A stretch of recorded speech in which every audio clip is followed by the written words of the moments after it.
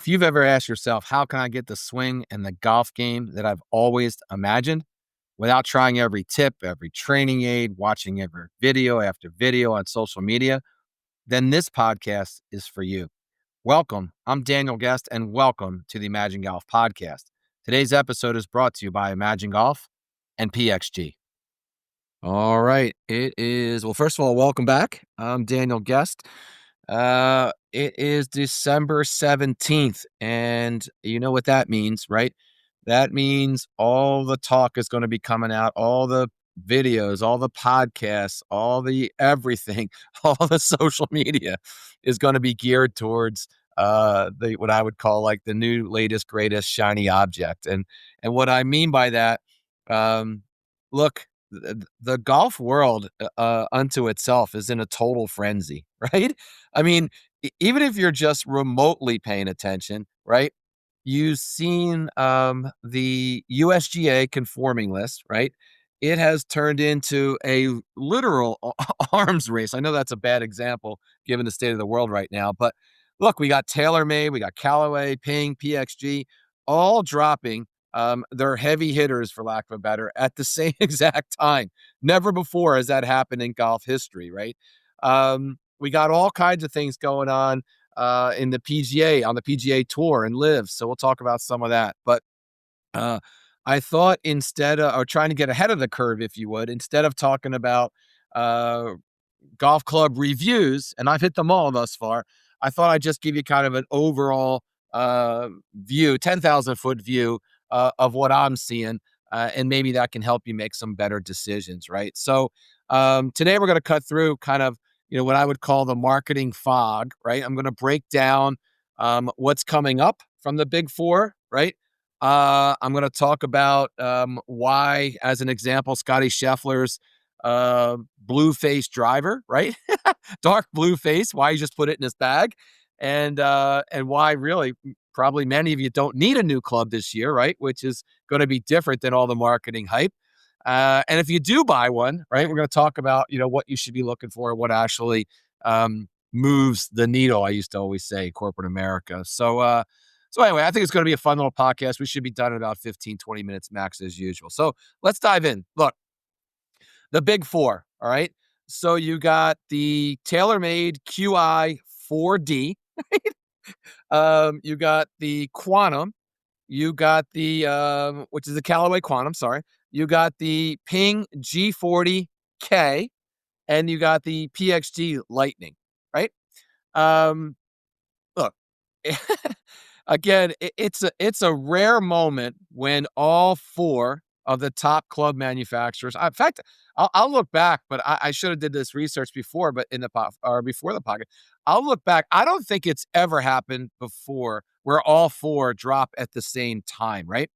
And you may be asking yourself, hey, well, why would they do that? Look, I really think, they have tried everything to market the clubs. We talked about it before in a previous podcast where, I'm of the age where I used to get new irons like every 10 years, if that. And now every manufacturer, with the exception of PXG, comes out with new clubs every single solitary year. So why are they coming out all at the same time? Well, they're chasing your dollar, right? They know that at any one time, about a third of the golf marketplace, or market sphere, as they call it, right, is looking for a new driver. So they want to be the first one to get out. And now, with the transparency of the market and the interweb, right, there is no hiding any secrets anymore. So there's always leaks. They all know when each other is thinking about putting out. Heck, they all know what they're all working on, for crying out loud. So it makes total sense now that they're all coming out at the same time. And I think it's going to be really interesting to see who leads. I mean, I think it's, Callaway and TaylorMade have the advantage for sure, just from a marketing perspective and an overall budget perspective. But, Ping has done a great job with this G line. And don't count out PXG either. I mean, we'll talk about the PXG Lightning series. It's an amazing series of golf clubs. So, but let's look. Let's start with TaylorMade, right? It's the Qi4D series, right? they're moving away, moving on, I should say, from the QI35. The new Qi4D is already on tour, right? Like I mentioned, Scottie has it. He's got a dark blue one. Rory has I think, a light gray one. Tommy Fleetwood has been seen with a blue and a green one. So the big story here is not necessarily although I would argue sometimes the big story is the color, right? The big story here is in the club itself is I'm doing air quotes here, the quad weighting on the core model. I mean, for the first time in years, and I'm thinking about almost 20 years, TaylorMade has given you 4 different distinct weight portals to dial in ball flight, right? And that's big because the adjustable features on a driver are no longer marketing hype. They are the real deal. I've been saying it for like the last decade. Look, it's interesting.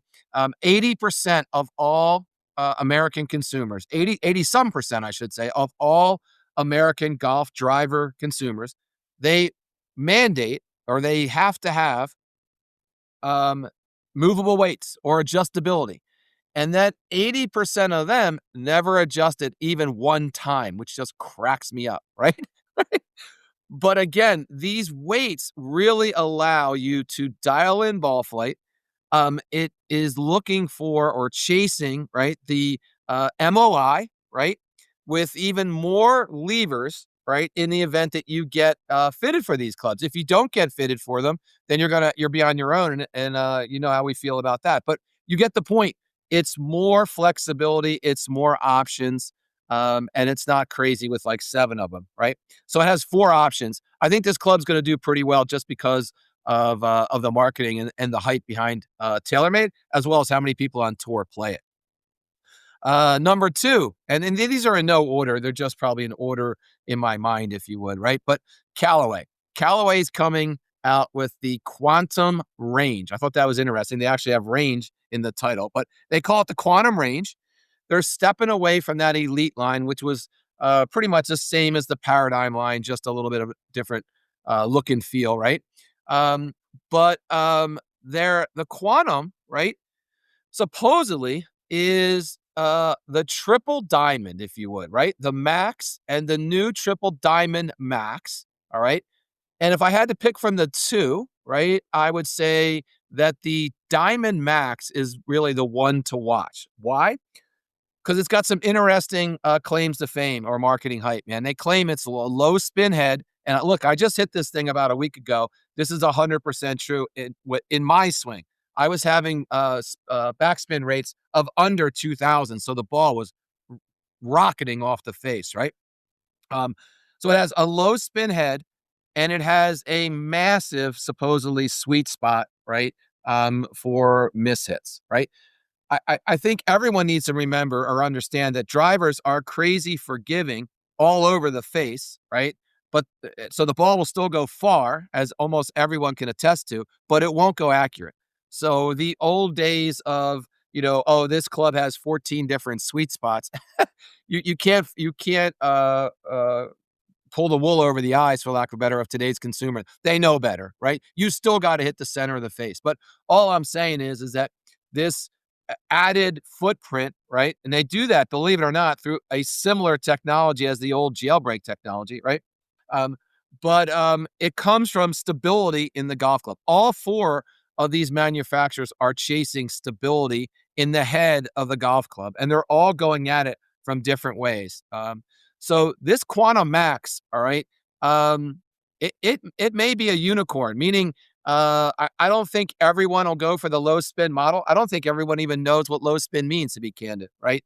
And still 80% of you out there don't get fitted for clubs, so you're just going to pick something off the rack, which is a whole nother podcast. But it's going to be an interesting race between Callaway and TaylorMade as to who ends up with the top selling driver this year.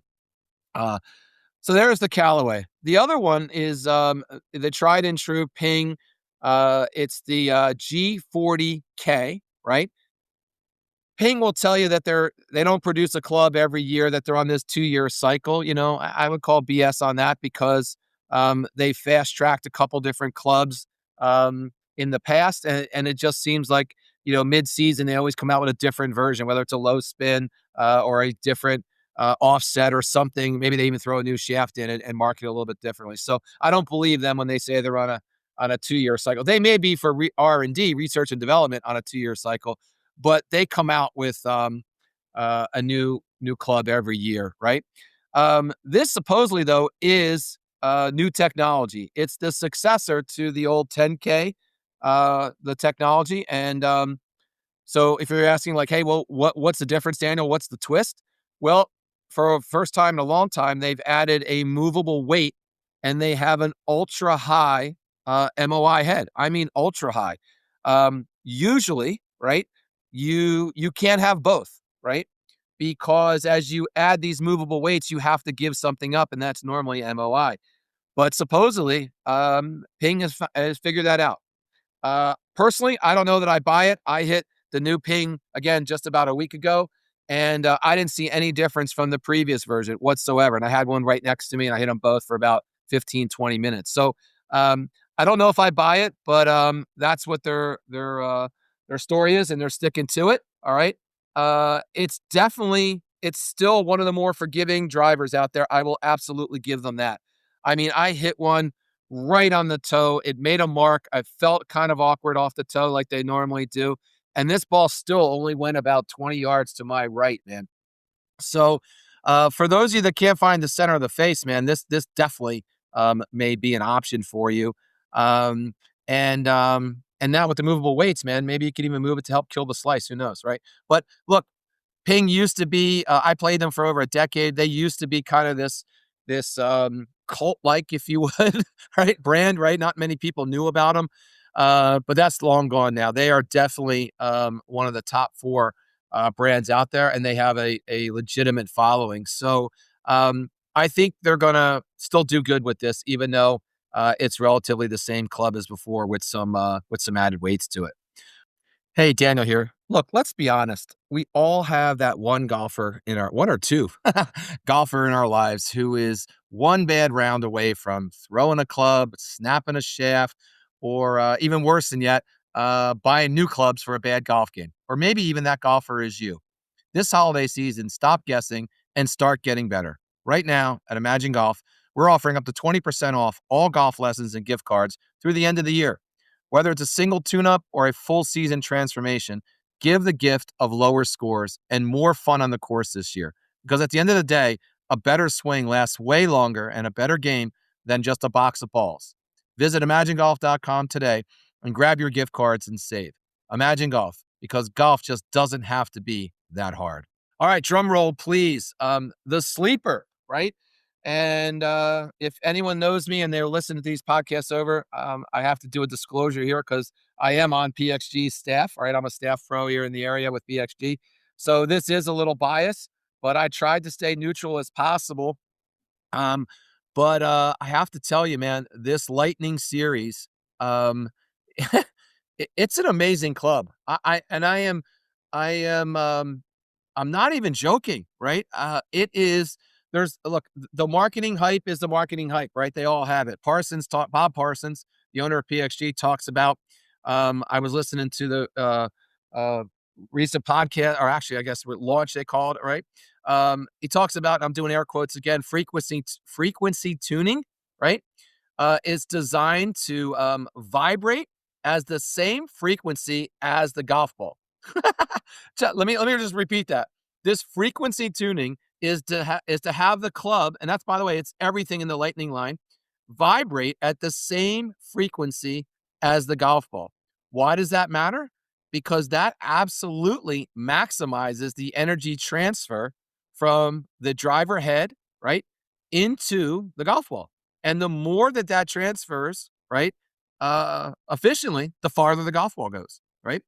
So, look, I don't know if that's 100% true because I don't have the wherewithal to test it, right? And by the way, none of you guys do. But I got to tell you, man, I hit it farther, right? I had my last year's PXG driver next to me. I was hitting actually the ultralight, which is code for senior, and I was mashing the ball with the same effort And by the way, I hit the PXG last, so I probably hit 100 plus drives, right? I don't ever recommend you do that, right? With all these different clubs. And I was still hitting it 20 yards farther than my current PXG. And it actually was the farthest for me by about 7 yards, right? So it feels amazing. It looks amazing. PXG has figured out something to do with what they call a spine, right? The spine of a golf club. And if you look at the bottom and you flip it over, you'll see that there's a line that goes right across the right in the center of the face on the bottom of the golf club. So from the face to the back of the club, there's a spine there.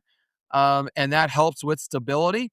And the face is still, got that trampoline effect. So it's an amazing looking club. By the way, all these clubs got a little bump in price. I think the PXG went up $50. I think the TaylorMade's up $65, and I know the Callaway is up almost $75. So they're all going to be a little bit more pricey this year. The PXG club had a pretty cool etched face for the first time in a while. So it definitely helps with alignment, and I would argue a little bit with moisture control, right? But they're claiming that it's the fastest club they've ever made, and look, I believe them. So whatever your flavor is, all right. Some of you guys, and I would highly not recommend this. Oh, I'm a TaylorMade guy, I'm a PING guy. I get that, but there are cycles where one of these four of these clubs is going to be better than the next for your game. So if you're just devoted to one manufacturer, you're missing out on playing your best. But my take is simple. The IMAGEN take is simple. Look, I know it's a lot of noise, right? And you're going to see more marketing and more commercials around it and more print ads than you ever have before. But there definitely is a common thread, and the tech is real when we're talking about forgiveness. Every one of the drivers that I mentioned, every model within those lines are more forgiving than the past. So that's really all I needed to hear, man. When I started hitting these, and I found it to be true. My dispersion patterns on all these clubs was way better than my typical dispersion. So, and I wasn't having my best day, so it couldn't have been me, right? So, and I'm fighting a bad knee. So, I'm buying into it, man. And I'm a skeptic on a lot of things, especially technology claims, right? Or marketing hype, if you would. All four of these lines, you can't go wrong with. And I'm not trying to sell you new clubs, right? But if your driver is a couple years old, it's time, and you're going to see some significant benefit. So, look, that's pretty much all I have on the four different brands, if you would. I did want to touch a little bit on Scottie Scheffler. He just won his fourth straight Player of the Year award, right? Shocker, right? And he did it right in the middle of the playoffs, and he's by switching to a new driver. That's unheard of in the PGA or on any professional tour, right? He switched to the Qi4D, right? Right in the middle of the playoff, right in the middle of one of the rounds, for crying out, not in the rounds, but one of the tournaments, I should say, right? So why does a guy who's winning everything, right, almost easily, right, switch?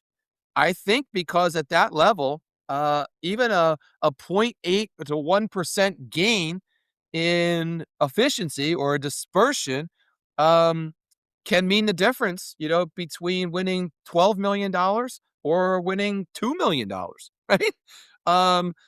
For us, not so much, right? Us mere mortals, golfing mortals. But look, a 1 to 5% gain could mean a lot, right?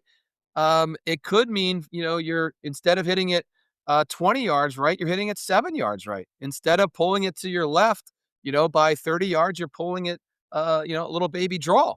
So I think, again, you should definitely consider some of this new technology because it's real. We talked about it in a previous podcast with putting and the ZT or zero torque. It's 100% the real deal.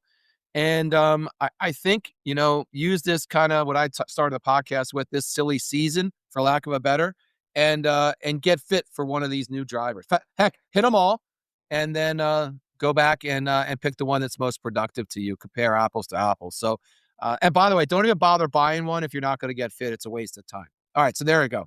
Look, before we wrap up today, um, here's what I think you should do. Right? I think, look, if you're gonna buy any equipment this year, right, you should do so in a definitive manner, right? And what I mean by that is make a plan, right, that says, "Hey, I'm gonna go hit this on Tuesday. I'm gonna come back on Friday, hit it again, and then based on my weekend, I'm gonna then the next week make a decision on what club I'm gonna buy," right? Because if you just go in there and hit and pick the shiny object, uh, that you're hitting the best on that given day, golf is not that one day kind of thing. We all know that, right? So I want you to pay more attention to the process, right? Because if you don't, then you're gonna you're gonna look back and you're gonna say, hey, you know what, man, I can't believe this. I was absolutely murdering this thing. Just 6 weeks ago, 3 months ago, whatever the gig is. And now, I can't, I can't even seem to be hitting the side of a barn. But if you do what I just mapped out for you, I think you're going to notice that, yeah, it's just a way better way to buy, to spend, by the way, six, 700, $800, depending on the shaft. Right. So, I started to talk about Scottie. Look, while we were obsessing about, all over gear, um, he's probably I don't is he chasing after legacy yet? I don't know that he is, right? I think he just wants to keep winning, right? He's that kind of dude that I think is just he expects to win every time and he's living up to the hype, man. It's going to be an interesting year for Scottie for sure, man. If he has another year like he did the last couple, it's going to be interesting some of the talk, you know. I, can he have a year like, Tiger did in the early 2000s? Of course he can, right? Is it likely to happen? I don't know, man. But I know this, I'm really interested in watching, right? So it's going to be cool watching Scotty this season, right? The other thing that's going to be cool, I'm looking towards or looking forward to, I should say, the TGL this year. And I know what you're saying. Oh, the TGL didn't get a lot of great ratings. Look, I get it, right? It's the first year of anything, and that's not always the easiest, the entree year. But it's the Tiger and Rory League. If for those of you that live in Rio Lindo, as Rush Limbaugh used to say, right? But look, PXG is even making an appearance, right? They're going to have some PXG clubs at the TGL. PXG is also going to be at the PGA show, arguably for the first time ever. Rory's adding different players to his Boston Commons team. So the TGL is going to be just a little bit different than it was last year. And I'm psyched, right? I'm actually going to it in March, so I'm looking forward to that. But yeah, I think it'll get a better viewership this year than it did last year. And if you got nothing to do, you should throw it on. It's going to be fun. Um, the Live and Golf and PGA saga still going on. I don't really even know what to say, right? I've been wrong on some of my predictions in the past. I can tell you this: neither one is going away, right? Live's not going anywhere, and obviously PGA Tour's not going anywhere. They're still dancing around, and I'm doing air quotes, a merger. I don't even know what that looks like anymore. But don't be surprised if Liv starts taking a few more people, man. It's definitely going to happen. That I can guarantee you. I don't know that I'm going to make any predictions on who it's going to be anymore, but it's definitely going to happen. And they too are going to have a better year than they had in the past, right? Um, and the television contract, right, is going to help them with that. I think more people are starting to forget the whole Saudi connection, if you would, even though it's still there. And yeah, and they're adding a lot of young talent that you never even heard of, right? We also saw Rory Canner, the European guy. He went back to live after playing on the PGA Tour. So look, the Live and PGA Tours both are going to have some exciting seasons. I'm looking forward to watch both. As you know, I'm a Live supporter only from the standpoint that everybody deserves the opportunity to play wherever they want to play, and and I enjoy it, right? We got a new format coming out this year, so that's going to be interesting. And I enjoy the events, and I enjoy some of the players there. Um, so that's kind of a wrap on what's going on there. And then last but not least, look, golf doesn't have to be that hard, man. If I just had a guy in the other day, this poor guy had practiced for like 10 years, had took lessons for like 7, and his handicap was exactly the same, plus or minus a stroke for those same 7 years, actually for those same 10 years. And within 3 weeks, he was playing his best shot, about 14 shots lower than what he'd ever shot before. And I'm not even making that up. I have the text to prove it. So, um, stop making golf so hard. Get with someone that knows what they're doing. Only work on what the most germane, topical, the biggest thing, the biggest miss, as Hank Haney says. However, whatever adjectives you want to do, but stop working on all these little things. Stop watching all these videos and going down all these rabbit holes. Stop doing all these drills that don't make any sense, like putting a towel underneath your arm and taking swings for Christ's sake. Look, work on the efficiency of your golf swing and you'll get better quickly. All right. But you've got to figure out what the top thing that's holding you back. And you got to only work on that. Right.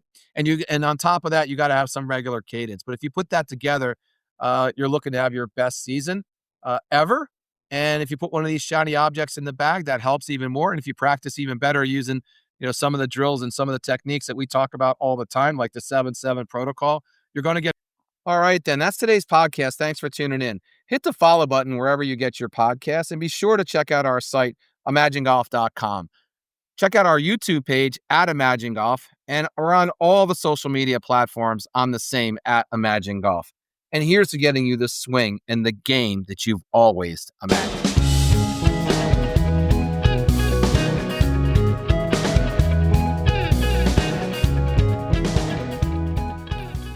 Hey, Daniel here. If you're looking to get new clubs, you need to consider PXG. And I know what you're thinking. PXG is too expensive, or I'm not good enough to get fitted for clubs. And look, I'm here to tell you that neither is true. PXG is no more expensive than any of the top manufacturers out there, and everyone and anyone will benefit from getting fitted for clubs. And here's the best part. It's literally free. That's right. Getting fit at PXG is free. So when you're ready to get a new driver, new woods, new irons, or even a new putter, simply let me know and I'll help you get the swing and the game you've always imagined with a new set of clubs from PXG.